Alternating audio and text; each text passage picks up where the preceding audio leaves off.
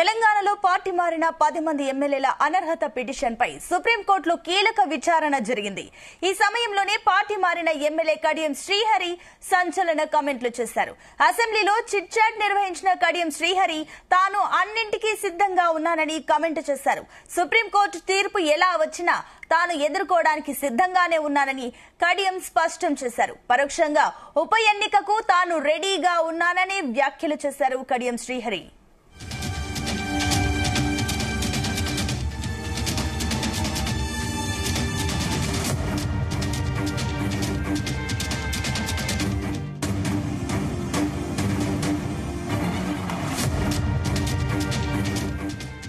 Right, ఇదే అంశానికి సంబంధించి మరిన్ని డీటెయిల్స్ మా చీఫ్ న్యూస్ కోఆర్డినేటర్ రాధాకృష్ణ అందిస్తారు. S Radhakrishna. Good afternoon Sunitha. మాజీ మంత్రి Station Ghanpur MLA Kadiyam Srihari chit లో భాగంగా సంచలన వ్యాఖ్యలు చేశారు. ఇప్పటికే పార్టీ మారినటువంటి అంటే బీఆర్ఎస్ నుంచి కాంగ్రెస్ కు మారిన 10 మంది ఎమ్మెల్యేలకు సంబంధించి సుప్రీంకోర్టులో అనర్హత పిటిషన్ పై విచారణ కొనసాగుతున్న క్రమంలో కడియం శ్రీహరి చేసిన వ్యాఖ్యలు కొంత ఆసక్తిగా మారాయి. ఎందుకంటే ఒకవైపు ఉప ఎన్నికలు వస్తాయన్న ప్రచార నేపథ్యంలో కడియం శ్రీహరి ఉప ఎన్నికలు ఎదుర్కోవడానికి సిద్ధంగా ఉన్నట్టు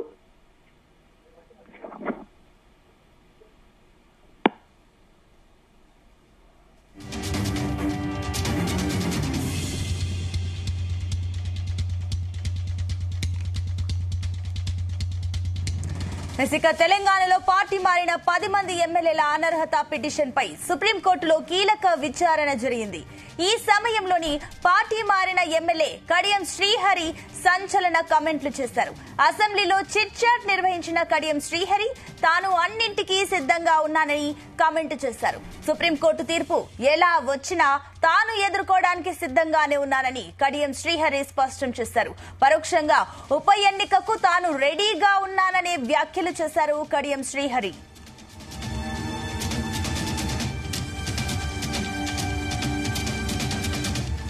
రైట్, ఇదే అంశానికి సంబంధించి మరిన్ని డీటెయిల్స్ మా చీఫ్ న్యూస్ కోఆర్డినేటర్ రాధాకృష్ణ అందిస్తారు. ఎస్ రాధాకృష్ణ. సునీత, కడియం శ్రీహరి ఉప ఎన్నికకి ఎదుర్కోవడానికి సిద్ధంగా ఉన్నట్టు ఈ రోజు అసెంబ్లీలో చర్చలో భాగంగా సంచలన వ్యాఖ్యలు చేశారు.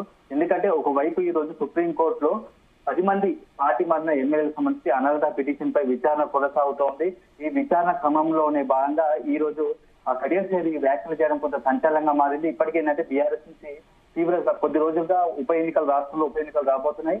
ఈ 10 మందికి సంబంధించి ఉప ఎన్నికలు ఖచ్చితంగా వస్తాయని చెప్పేసి ఒక ధీమా విశ్వాసంతో బీఆర్ఎస్ పార్టీ ఉంది. అదే సందర్భంలో కడియం శ్రీహరి చేసిన వ్యాఖ్యలు కూడా ఈ రోజు కొంత ఆసక్తికరమైన. దీంతో అంటే కడియం శ్రీహరి అటు బీఆర్ఎస్ చెప్తున్నట్టుగానే రాష్ట్రంలో మరొక ఉప ఎన్నికలకు సిద్ధమవుతుందా, ఎన్నికలకు సంబంధించి ఒక వాతావరణం సిద్ధమవుతుందని చెప్పేసి కొంత అసెంబ్లీలోకి సంబంధించి ఆ లాబీలో ప్రచారం జరుగుతా ఉంది. ఎందుకంటే కడియం శ్రీహరికి సంబంధించి ఆ పార్టీ ఎప్పుడైతే బీఆర్ఎస్ నుంచి ప్రతిపక్షంగా మారిందో వెంటనే స్టేషన్ గన్పూర్గా ఉన్నటువంటి ఎమ్మెల్యే కడియం శ్రీహరి అధికార పార్టీ కాంగ్రెస్ కు వెళ్ళాడు. వెళ్ళినప్పటి నుంచి కూడా కొంత బీఆర్ఎస్ పైన కొంత తీవ్రంగా వ్యాఖ్యలు చేయడం, విమర్శలు చేయడము ఆ బీఆర్ఎస్ కూడా చాలా సీరియస్ గా తీసుకుంది. బీఆర్ఎస్ మాత్రం కడియం శ్రీహరికి పార్టీలో గతంలో పిలుచుకొని మరి ఎమ్మెల్సీ ఇచ్చి మంత్రిని చేశాము, మంచి అవకాశం ఇచ్చాము. పార్టీ అధికారం ఉన్న సమయంలో కడియం శ్రీహరికి అన్ని అవకాశాలు ఇచ్చాము, ఉన్నత స్థాయిగా మంత్రి పదవి కూడా ఇచ్చాము. కానీ ఒక్కసారి అధికారం కోల్పోయి ప్రతిపక్షంకు వెళ్ళగానే తను అంత సీనియర్ నాయకుడై ఉండి బీఆర్ఎస్ కు రాజీనామా చేసి కాంగ్రెస్ కు వెళ్ళడం మాత్రం కొంత తీవ్రంగా బీఆర్ఎస్ పరిష్కారం సీరియస్ గా ఉంది. కడియం శ్రీహరి విషయంలో కూడా చాలా సందర్భాల్లో కేసీఆర్ కావచ్చు, అదేవిధంగా కేటీఆర్, అదే హరీష్ రావు చాలా తీవ్రంగా వ్యాఖ్యలు చేశారు. ఎందుకంటే కడియం శ్రీహరికి ఆ పార్టీ అన్ని అవకాశాలు ఇచ్చింది, మంత్రి పదవి కూడా చేసింది.